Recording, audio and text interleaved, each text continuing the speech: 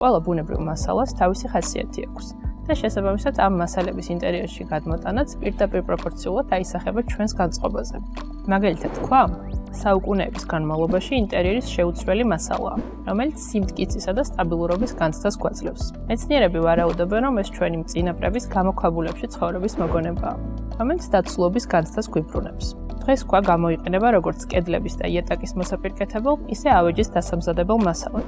იმისთვის, რომ ინტერიერმა ზედმეტად მკაცრი ან ცივი აურა არ შეიძინოს, მნიშვნელოვანია ქვის მასალის სწორად დაბალანსება და კომბინირება სხვა ბუნებრივ მასალებთან. ხე კი სითბოსთან, კომფორტთან და ემოციურ ბალანსთან ასოცირდება. მასთან როგორც შეხებას, ისე სუნს დამამშვიდებელი ეფექტი აქვს ჩვენზე. ხის ტექსტურული მრავალფეროვნება საშუალებას გვაძლევს მოვარგოთ ნებისმიერ სტილს. ამიტომ თამამად ვიყენებთ სხვადასხვა სახის ინტერიერში. ის ნებისმიერი ფორმით და ფერით ერგება ჩვენს საჭიროებებს და რაც მთავარია, თითქმის ყველა მასალასთან ჰარმონიულად თანაარსებობს.